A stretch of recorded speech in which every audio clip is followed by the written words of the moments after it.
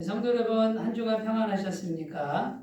무더운 날씨에 건강 조심하시길 바라고요. 오늘도 거룩한 예배를 통해서 하나님의 임재가 충만하시기 바라겠습니다. 다 같이 묵상 기도 드리겠습니다. 기도합니다.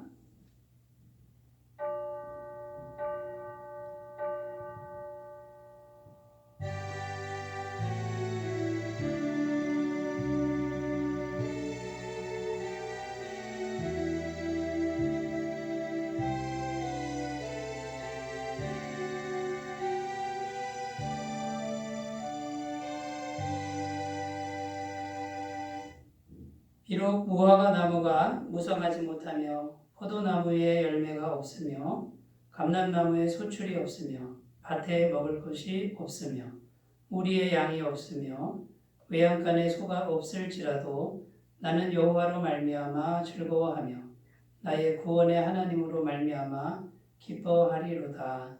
아멘. 우리 삶의 주인이 되시는 하나님 아버지, 예수님의 십자가 보혈로 저희들을 죄와 죽음에서 건져주시고 그 구원의 기쁨을 간직하여 험한 세상 나그네 길을 승리하며 살게 하시니 감사를 드립니다.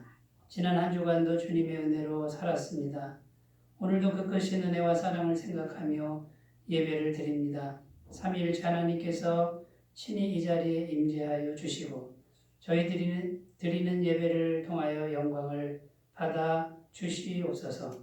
우리를 구원하시며 언제나 승리의 길로 인도해 주시는 예수님의 이름으로 기원하옵나이다. 아멘.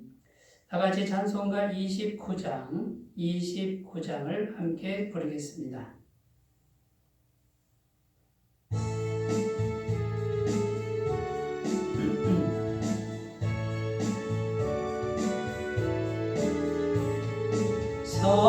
성도여 다 함께 할렐루야 아멘.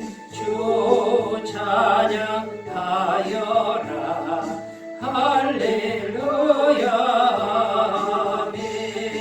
조보로 앞에서 택하신 은혜를 다 찬송하여라 할렐루야 아멘. 만문을 열어라 할렐루야 아멘. 고난을 올려라 할렐루야 아멘.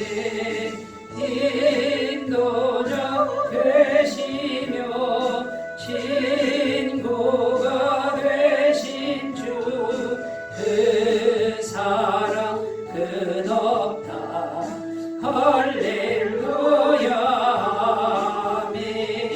주 찬양하여라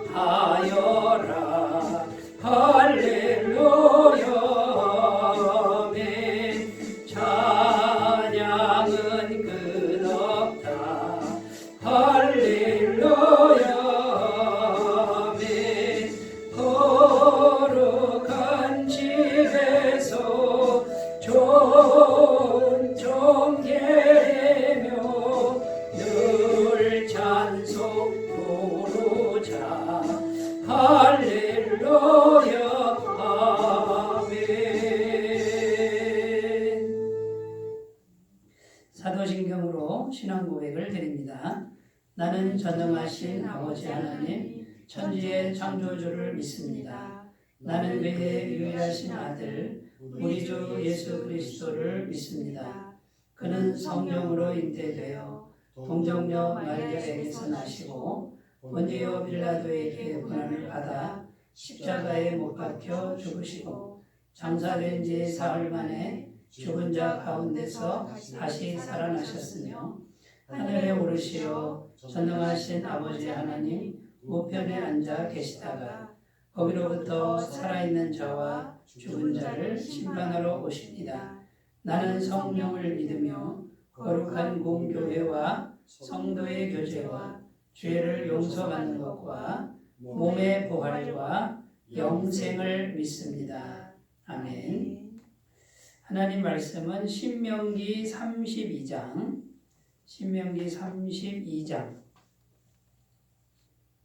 9절에서 12절 말씀입니다. 신명기 32장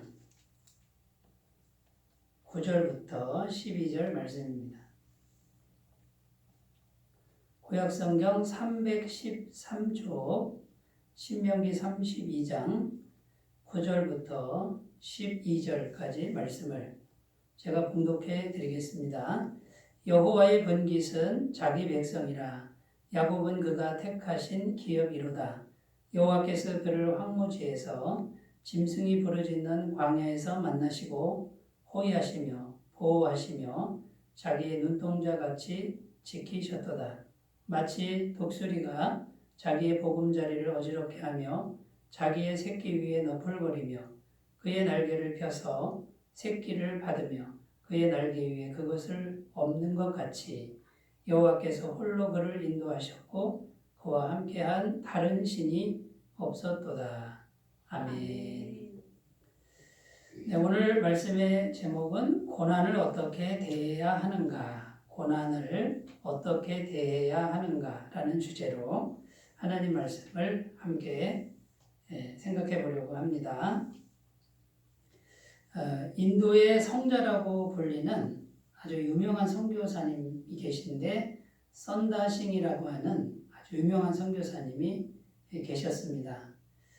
전 세계를 다니면서 복음을 전하는 정말 위대한 복음 전도자라고 할 수 있죠. 아주 추운 겨울날이었습니다. 눈보라가 휘몰아치는 그 추운 겨울날에 이 선교사님이 네팔에 있는 산맥, 아주 높은 산맥을 동료와 둘이서 그 산맥을 넘고 있었습니다. 길을 가다 보니 앞에 한 사람이 쓰러져 있는데 아직 생명은 붙어 있는데 얼어 죽어가고 있었습니다. 이 선다싱이 동료한테 말을 합니다. 이 사람을 같이 데리고 갑시다. 업고 갑시다. 이렇게 말을 하는데 동료는 반대를 합니다. 지금 이 상황에서 그 사람을 우리가 업고 간다 그러면 다 같이 죽는다. 그러니까 참 안 됐지만 이 사람을 그냥 두고 가야 우리도 살 수 있다. 이렇게 반대를 했습니다. 그래서 그 동료는 혼자 먼저 가버리고요. 이 선다싱은 차마 그 사람을 두고 갈 수 없어서 업고 가는 겁니다. 혼자 가기도 정말 버겁고 힘든 그 길을 사람을 업고 가려니 정말 너무 힘이 들었다는 것이죠. 얼마를 갔을까? 가다 보니 또 한 사람이 쓰러져 죽어 있는데, 얼어서 죽어 있는데, 그 사람이 누구냐면요, 앞서 혼자 간 그 동료였다라는 것입니다. 추위에 얼어 죽은 것입니다. 그런데 이 선다싱은요, 정말 힘이 드는데, 그 무거운 사람을 업고 가고 있잖아요. 정말 힘이 나는데 자기는 얼굴에 땀이 나더라는 거죠. 얼어 죽지 않고 아직도 살아있는 자신을 발견했다라는 것이죠. 이 선다싱은 사력을 다해서 그 사람을 업고 산을 넘어 겨우 살아남았습니다. 그 사람도 살고 자기도 사는 이런 결과를 얻었다라는 것입니다. 여러분, 우리가 인생길을 걸어갈 때 혼자 가기도 힘든 길인데 거기에다가 정말 감당하기 버거운 그런 무거운 짐이 우리에게 주어지는 경우가 있지 않습니까? 나 혼자 살기도 힘든데 그 짐을 어떻게 지라고, 어떻게 감당하라고 이 짐이 또 생기는가, 이런 일들이 우리 인생길에는 있다라는 것이죠.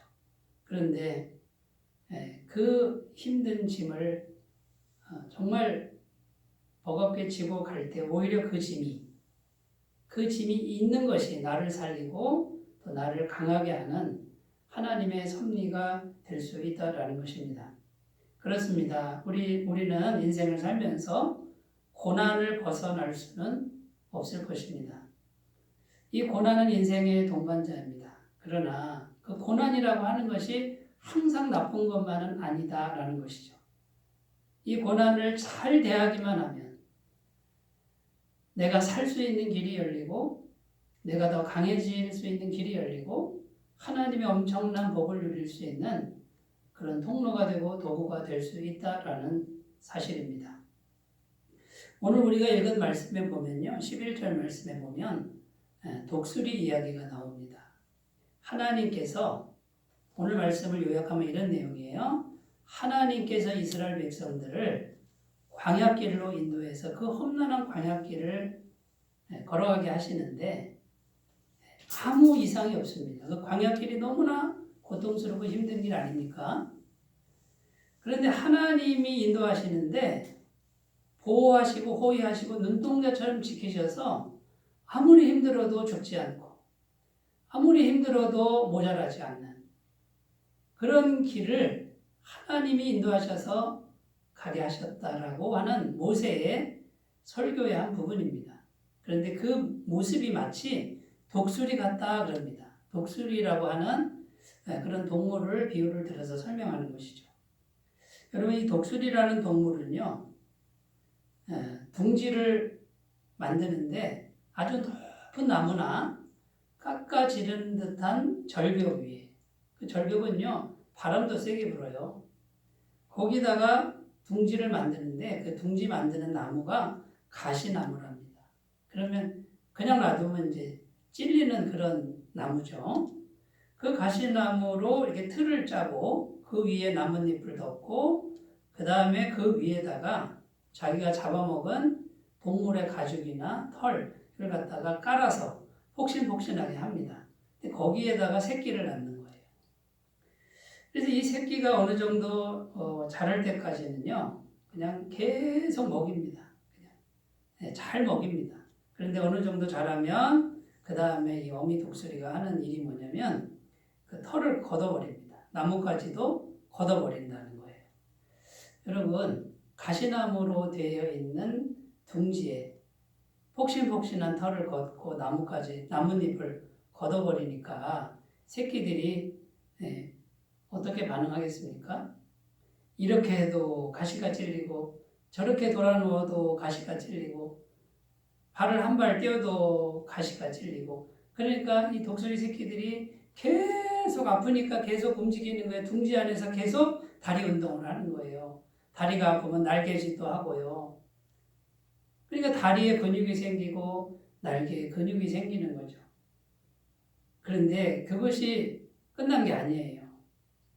오늘 말씀 11절에 보면 어미 독수리가 새끼 위에 너풀거리며 이렇게 돼 있어요. 막 날개짓을 하는데 바람을 일으켜가지고 새끼가 둥지에서 떨어지게 한다는 거예요. 이게 너풀거린다는 게 좋아서 너풀거리는 게 아니라 자기 새끼를 바람 불어가지고 떨어뜨리는 겁니다. 그러면 절벽 아래로 떨어지는데 그 다음 말씀이 그의 날개를 펴서 새끼를 받으며 그 새끼가 날아본 적이 없잖아요. 그러니까 떨어지는데 막 안 떨어지려고 날개짓을 막 하는데 어쨌든 떨어집니다. 그런데 땅에 딱 떨어지기 전에 어미새가 쫙 와서 그 새끼를 등에 딱 받아가지고 살리고 또 둥지로 올라가면 또 떨어뜨리고 아주 혹독하게 자기 새끼를 훈련하는 그런 동물이 독수리라는 것이죠. 여러분 지금 어미 독수리가 자기 새끼 독수리를 죽이려고 그럽니까? 절대로 안 죽습니다. 어미 독수리가 어떻게든지 자기 새끼를 지킵니다. 그런데 그냥 가만히 놔두면 어떻게 되겠습니까? 하늘의 제왕 독수리가 될 수 있겠습니까? 이렇게 훈련하니까 이 독수리 이 날개의 힘이 얼마나 강한지 모릅니다. 그리고 이 다리의 힘이 얼마나 강한지 모릅니다. 어떤 독수리는요, 소 있잖아요. 송아지도 아니고 소도 잡아가지고 올라간대요.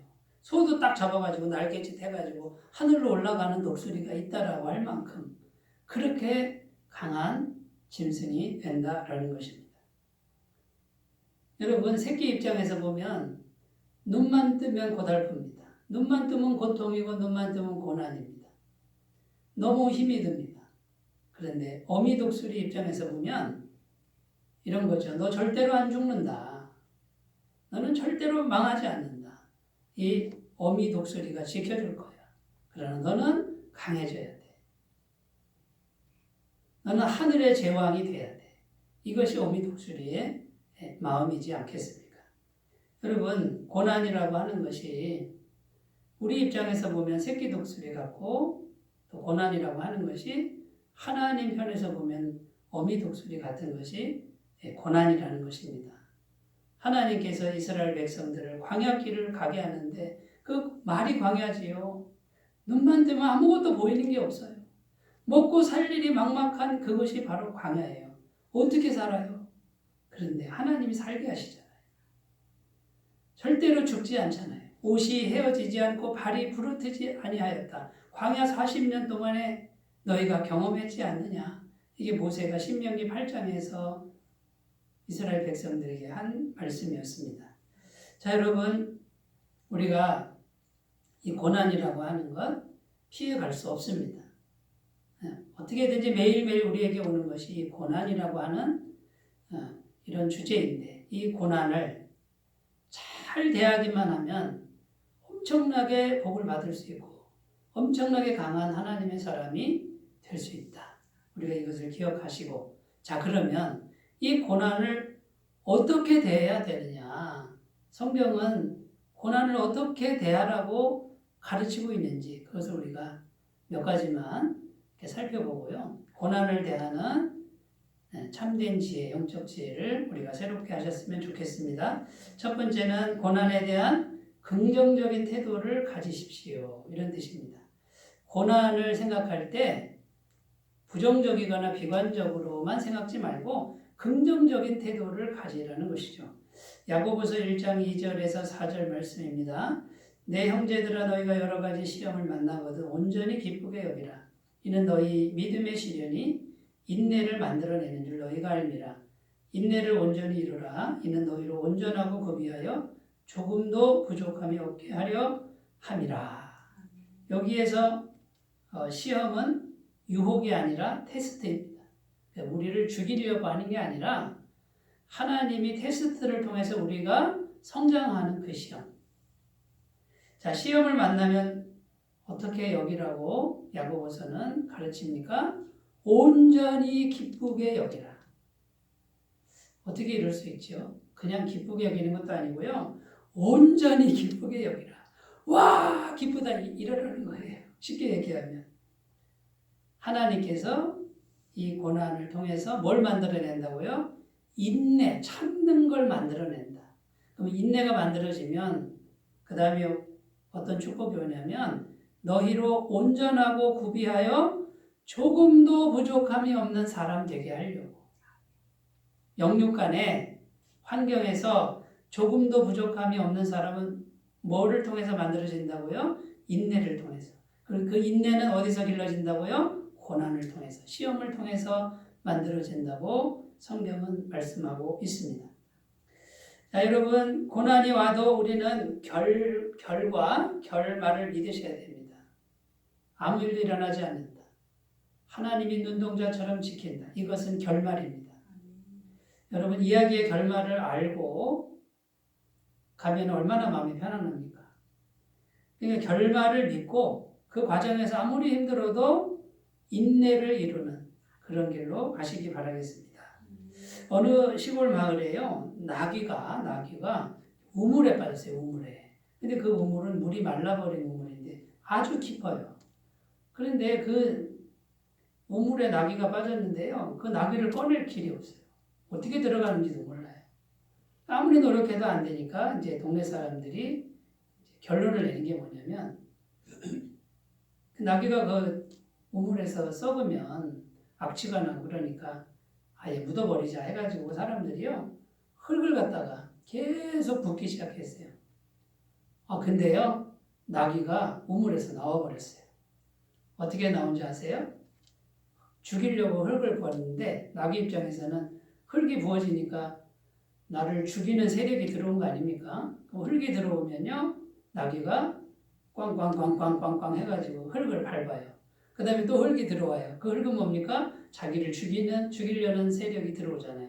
또 들어오면 그걸 가지고 꽝꽝꽝꽝 밟아가지고 흙을 다져가지고 나중에 우물에서 나왔다라는 겁니다. 여러분, 나를 죽이려는 고난의 세력이 우리에게 왔을 때 가만히 있으면, 부정적이면 비관적이면 그냥 묻혀서 생매장 당하는 것이겠죠. 그런데 긍정적으로 반응하는 거예요. 죽이는 세력이 와도 나는 노력하는 거예요. 살려고 최선을 다해서 노력하는데 그 흙을 밟는 그 태도를 가지니까 살아서 나왔다라는 것입니다.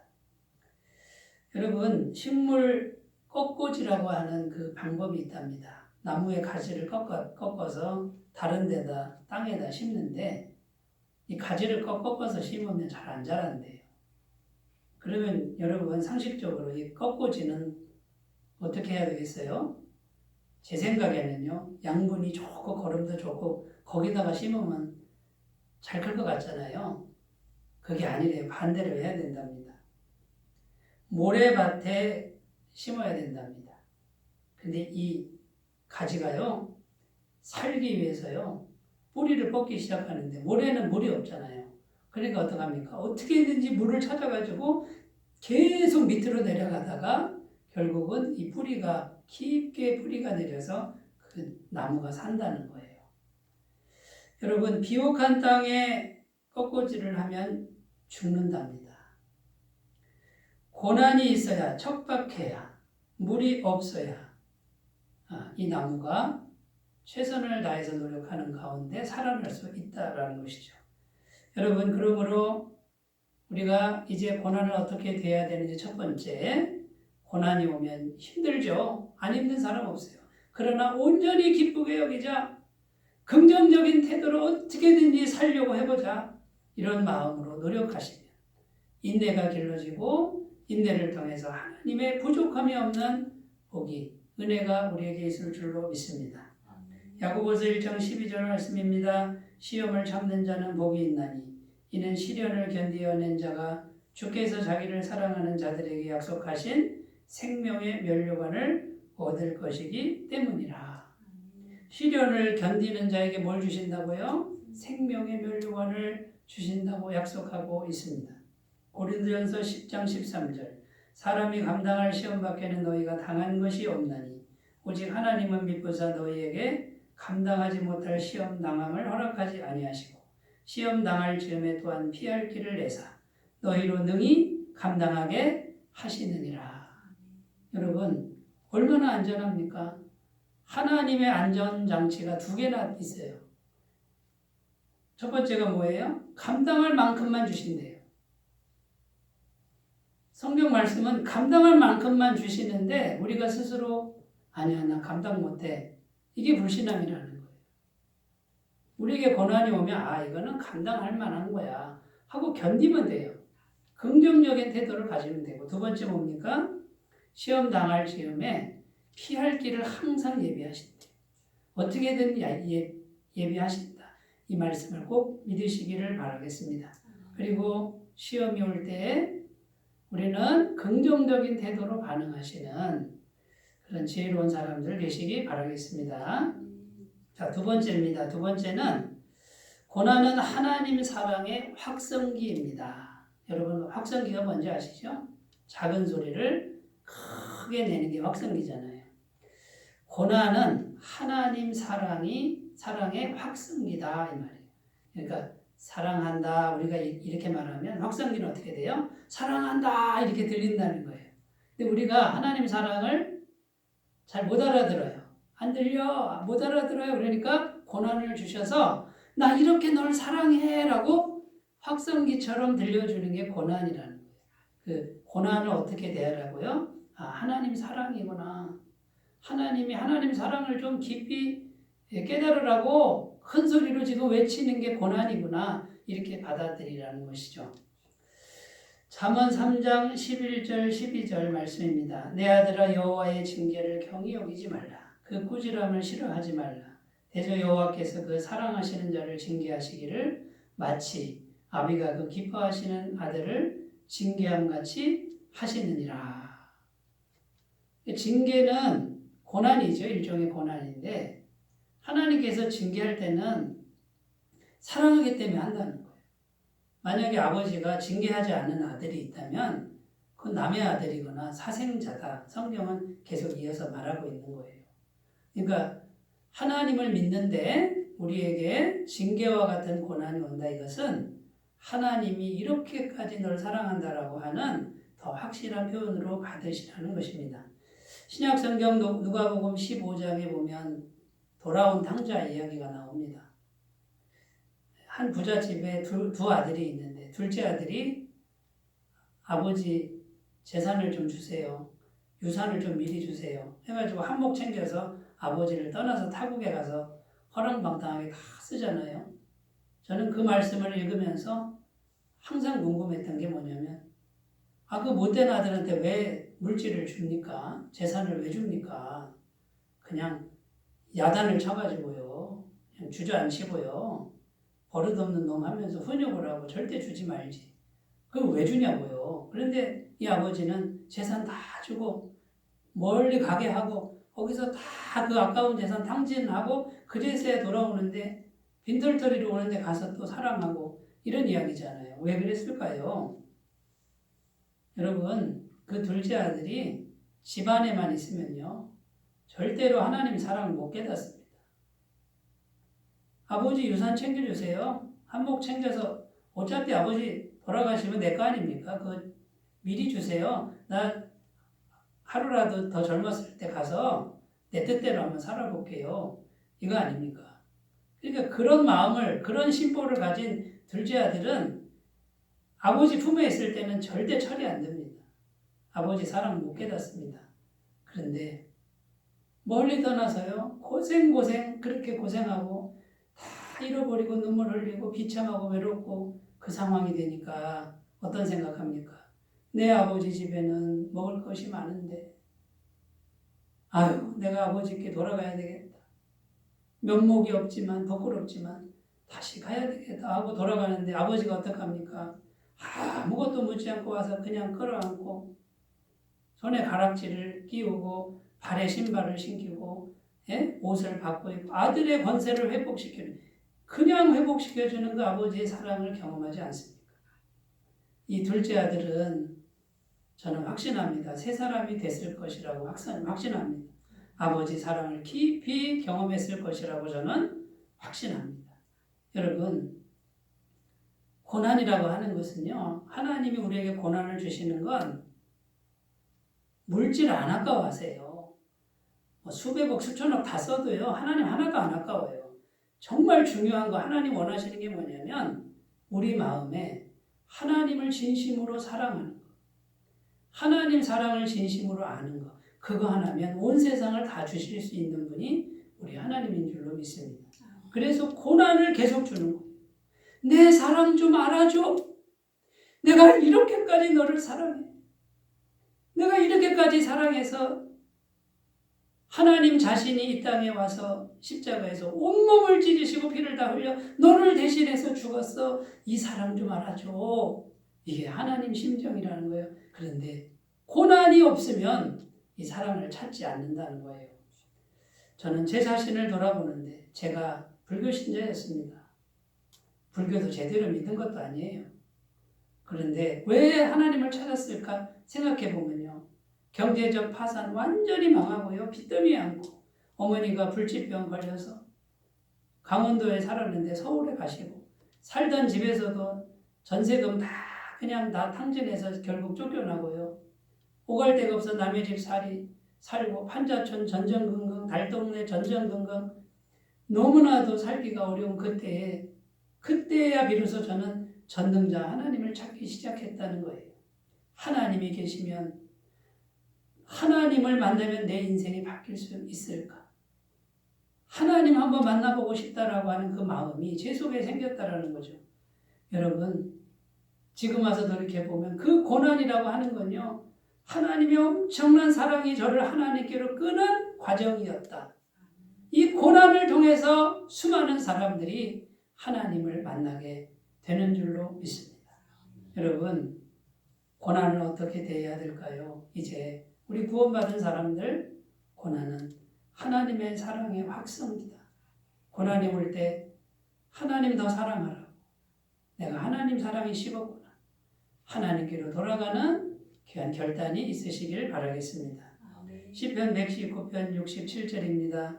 고난당하기 전에는 내가 그릇 행하였더니 이제는 주의 말씀을 지키나이다. 여러분, 고난당하기 전에는요, 철이 안 들었다 그 말이에요.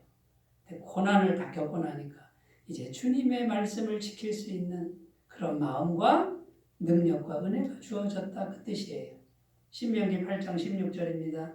내 조상들도 알지 못하던 만나를 광야에서 내게 먹이셨나니 이는 다 너를 낮추시며 너를 시험하사 마침내 내게 복을 주려 하심이었느니라. 자, 너를 낮추고 시험해서 겸손케 하는 거예요.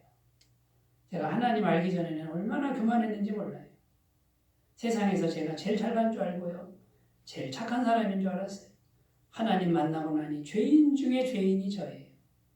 그렇게 마음이 겸손해지니까 하나님 은혜가 오기 시작했다라는 것입니다. 여러분, 고난이 왔을 때 하나님 나를 사랑하시는 손길이 더 깊이 내게 왔구나. 이렇게 결심하시기를 바라겠습니다. 자, 세 번째입니다. 세 번째, 고난이 왔을 때 고난의 문제를 가지고 기도하십시오. 기도하라는 거예요. 이게 지혜로운 태도라는 것입니다. 시편 50편 11절입니다. 환난 날에 나를 부르라. 내가 너를 건지리니 내가 나를 영화롭게 하리로다. 환난 날에 뭐 하라고요? 나를 부르라. 하나님을 부르라. 이 말은 하나님께 기도하라 그 말이에요. 환난 날에 기도해봐라. 내가 너를 어떻게 하겠다고요? 건지겠다고 약속하시잖아요. 여러분, 기도하면 하나님이 건져주시는 이 말씀을 믿으시기 바라겠습니다.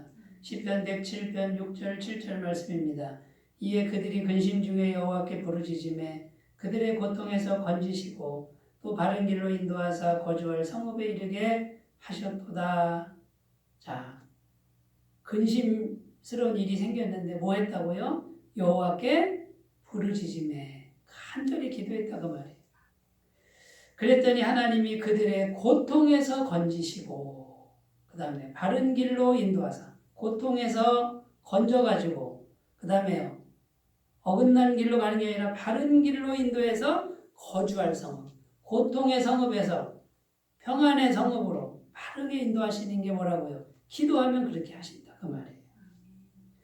여러분, 성경은 기도하라고 하는 그 말씀이 아주 풍성히 있습니다. 기도에서 응답받는 이야기가 아주 풍성하게 들어있습니다.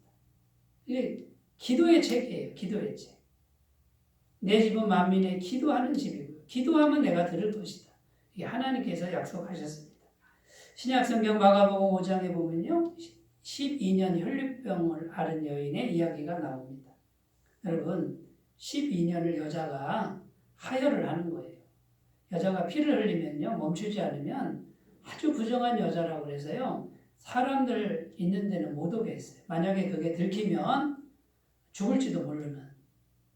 부정하게 했으니 막 돌로 쳐서 죽이고 부정한 여자 취급을 하는 거죠. 그런데 12년 동안 고치려고 노력했는데 못 고쳤다는 거예요. 가산 다 탕진하고요. 이 부정한 여자니까 친척들하고 왕래를 할 수 있었겠어요? 혼자 고립이 되는 거죠. 그런데 예수님 소문을 듣고 용기를 냅니다. 그리고 계속 생각합니다. 사람들 틈에 가서 몰래 예수님 옷자락을 만지면 내가 나을 수 있겠다라고 하는 이 믿음을 가지고 계속 기도하는데 어느 날 예수님이 자기 옆에 오신 거예요. 사람들이 많이 있는데 사람들 틈으로 용기를 내서 걸리면 죽는 거예요. 그런데 몰래 가서 예수님 옷자락을 살짝 만졌는데 예수님 몸에서 능력이 자기 몸을 타고 들어가서 혈로 근원이 말라버렸어요. 피가 멈춰버렸다고 말이에요. 여러분, 저는 이 신약의 이야기를 읽으면서 항상 궁금한 게 예수님이 과연 모르셨을까? 다 아셨을 거예요. 전능하신 하나님이시니까. 그리고 누가 내 옷에 손을 댔느냐 하고 그 여인을 찾으셨습니다. 숨어있지 말고 사람들에게 나오라. 그런 뜻이죠. 그래서 예수님은 다 알고 계신데 그래도 기다리고 계셔요. 그냥 알아서 고쳐주시면 안 되나요? 성경은 그렇게 돼 있지 않아요. 너의 믿음을 가지고 너의 소원을 가지고 너의 문제를 가지고 내게 와서 너의 간절함으로 내게 구해라. 내게 기도해라. 그때 능력이 흘러들어갔다는 거죠. 안진뱅이도 그렇고 소경도 그렇고 귀머거리도 그렇고 문둥병자도 그렇습니다. 여러분 성경의 이야기는 전부 자기의 간절한 믿음을 가지고 분명하게 기도했을 때 응답받는 이야기라는 것입니다. 여러분 왜 꼭 기도해야 할까요? 왜 꼭 하나님 기도를 하는 걸 기다리실까요? 교통을 원하시는 거예요. 인격적 교통. 에덴 동산에서 아담은 하나님의 영과 아담의 영혼이 인격적으로 교통했습니다. 이게 하나님의 창조의 원래 모습이에요. 죄가 들어와서 교통이 끊겼죠.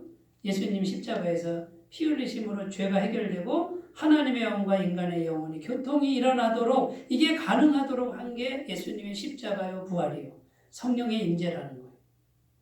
여러분 오늘날에도 우리는 내 문제를 가지고 분명하게 기도를 해야 될 줄로 믿습니다. 이게 우리가 하나님을 찾아가라는 거예요. 하나님과 영적으로 교통하는 길은 기도라는 거예요. 하나님 하고 부르라는 거죠. 기다리시는 주님께 순종하시기 바라겠습니다. 예레미야 33장 3절 말씀입니다. 너는 내게 부르짖으라. 내가 내게 응답하겠고 내가 알지 못하는 크고 비밀한 일을 내게 보이리라. 여기 뭐라고 돼 있어요? 너는 내게 부르짖으라. 가만히 있지 말고 부르짖어라. 그럼 나는 너에게 응답하겠다. 부르짖으라고 분명히 말씀하시잖아요. 마태복음 7장 11절입니다. 너희가 악한 자라도 좋은 곳으로 자식에게 줄 줄 알거든 하물며 하늘에 계신 너희 아버지께서 구하는 자에게 좋은 것을 주시지 않겠느냐. 누구한테 좋은 걸 주신다고요? 구하는 자에게 주신다. 구하라 그러면 주실 것이요. 안 구하면요. 안 주실 거예요. 물론 안 구해도 주시는 게 많지만 구하라.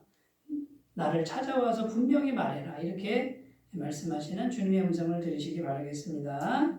마지막 네 번째입니다. 고난을 통해 불순물을 제거하십시오. 불순물이 있어서 고난이 올 수가 있습니다. 이사야 59장 2절입니다. 오직 너희 죄악이 너희와 너희 하나님 사이를 갈라놓았고 너희 죄가 그의 얼굴을 가리어서 너희에게서 듣지 않으시게 함이니라.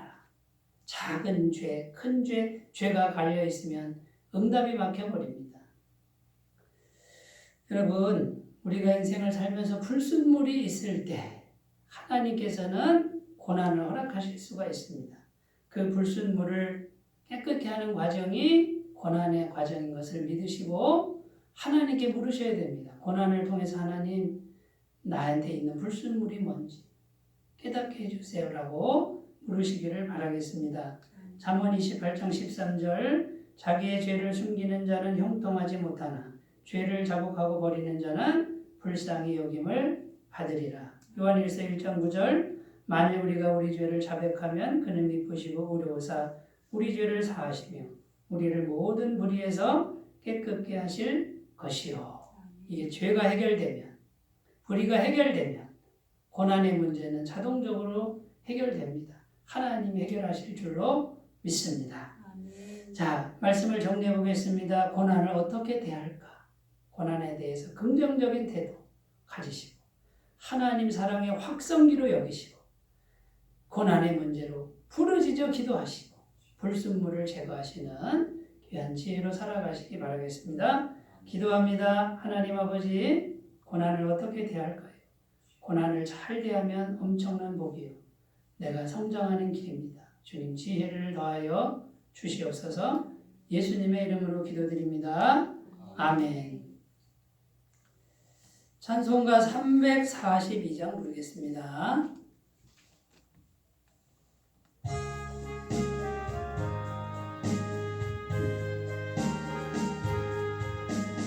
너 시험을 당해 죄 짓지 말고 너 용기 용기를 다해 곧 물리치라. 너 시험을 이겨 새 힘을 얻고 주 예수를 믿어 늘 승리하라. 우리 구주의 힘과 그의 위로를 빌라. 주님 내 편에 서서 항상 도우시리. 내 직무를 삼가 잘 선택하고 너 언행을 삼가 늘 조심하라. 너 열심을 다해 늘 충성하고 온 정성을 다해 조봉사하라. 우리 구주의 힘과 그의 위로를 빌라. 주님 내 편에 서서 항상 도우시리. 잘 이기는 자는 상 받으리니 너 낙심치 말고 늘 전진하라. 내 구세주 예수 힘 주시리니 주 예수를 믿어 늘 승리하라. 우리 구주의 힘과 그의 위로를 빌라. 주님 내 편에 서서 항상 도우시리. 아멘. 네, 교회 소식은요, 코로나 바이러스가 아직도 우리 대전 지역은 4단계에 머물러 있습니다. 비대면 예배가 계속되고 있는데 하루속히 종식되도록 기도해 주시고 건강에 유의하시기를 바라겠습니다. 매일 10분 묵상과 한 사람 전도 위해서 기도해 주시고요. 헌금은 헌금 계좌로 또 교회 오신 분들은 헌금함에 자유롭게 헌금해 주시면 감사하겠습니다. 이제 6장 찬송 부르시고 축도로 예배를 마치겠습니다.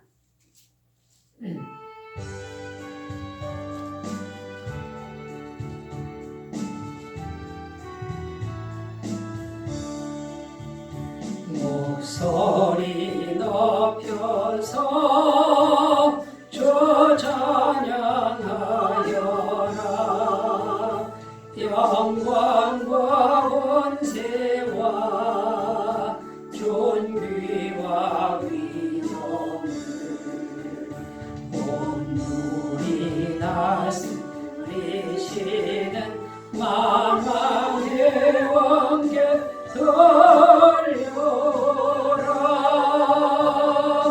아멘.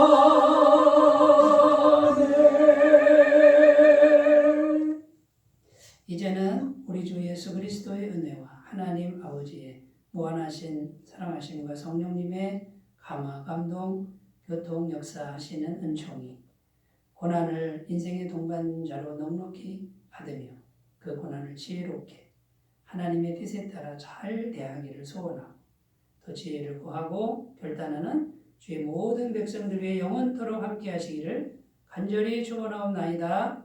아멘.